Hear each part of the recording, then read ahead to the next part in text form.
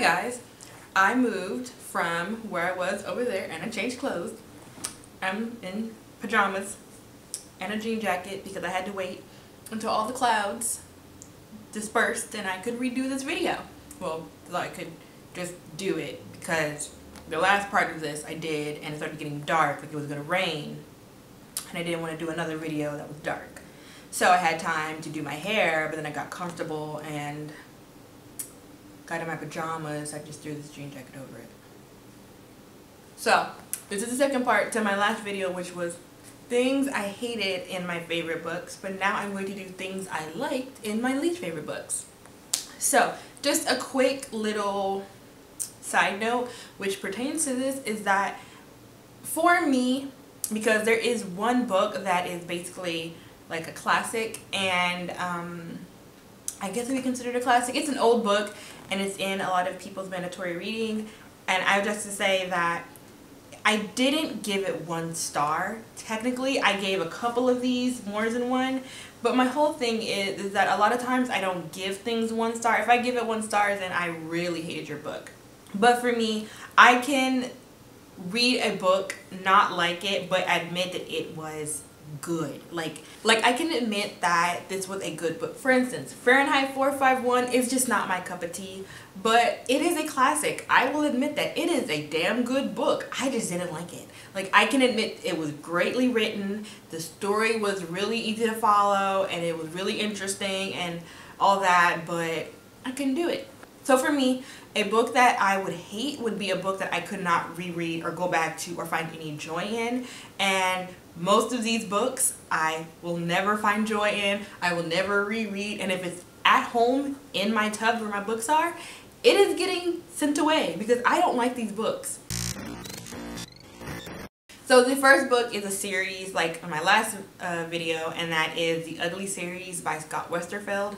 I read this series in middle school and I really loved the first book of it, but I didn't particularly like how the series started to unfold. But this is about the things I liked in the books, and one thing I love about Scott Westerfeld is that he is so good at world building. The world centered in the Ugly series was so good. That is what made me fall in love with it, not the characters or anything, just the world and just the idea that everyone's born ugly and then you have to go into this stage of life where you become a pretty, and it was such a good world and it was so interesting. I just couldn't get into the later books that became a little lackluster, but that is something that I loved about it, is that the world building was so good, and I just thought it was such an interesting concept. The plot was just so good and it was so easy to follow, even though it could have taken a turn and been really just a lot to handle, but it was so good. And I would tell anyone to read it because a lot of people do like the whole series. It just, for me, back then I didn't want to continue with it. I've never tried to reread it because I just don't have an interest to, but that was one thing I did really like. It's just the concept of the whole plot. Okay, the next book is the reason I made a disclaimer in the beginning about me giving books a certain amount of stars but still hating it, and that is Death in Venice by Thomas Mann. I think I did a video on my least favorite books of all time, and this was like number 1. And that is because it deals with pedophilia, and it was already bad enough I had to read from the character's perspective in this little last book where he was like in love with this 10-year-old boy, but then I had to go and find out that the 10-year-old boy actually existed, and that's creepy. And the book is just fucking creepy. I don't like it. However, what I will say about Death in Venice is that there is so much imagery and the writing style is so amazing that I was still okay with reading this fucking book in school. Normally, if I hate a book in school, I just pretend to read it, watch a movie about it, or Wikipedia or SparkNotes it and move on, but I actually read it because it was actually pretty interesting, despite the fact that it was about an old man falling in love with this 10-year-old boy. But it was so good. I think the imagery and themes in the book are just amazing. There is a reason it was a mandatory read in school, in high school for me, and I won't lie, it was pretty bomb. Like, I'm like, this guy can write. I will give it to him, okay? I don't want to read about pedophiles, but I mean, at the very least, he doesn't get to do anything. Okay, the next book is Maybe Someday by Colleen Hoover. I realized something about Colleen Hoover. I liked Ugly Love, and I think that's where it's going to end for me, because every time I try to pick up one of her books, I can't pick up another one, and this one is definitely one that I had to force myself to finish. I hated this book with a burning passion. However, I really liked the idea that our main guy character, Ridge, was deaf. It was very interesting to read about someone who's not just able-bodied, and I would really like to get into reading more books like that. And another thing I really enjoyed about this book was the side plot behind the romance really kept me interested in the story and kept me reading it, because there are books that you just DNF because you're just like, no aspect of this book is something I want to read. But with this book, I actually really found myself enjoying the side plot and the secrets that Ridge had, and I loved the side guy character. I think his name was Warren. He was hilarious. I think Colleen Hoover did a very good job for me, keeping me interested, even though I disliked so much everything about each main character. Like, it did not matter. Neither Ridge nor what was the girl's name? I don't remember the girl's name. Neither one of them helped me. I disliked them both to extreme levels, and I still dislike them, and I dislike the whole book.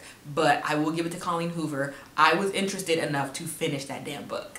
Okay, the next book is just, I played myself with this one, but it's called Breathe, and it's by Abby Glines.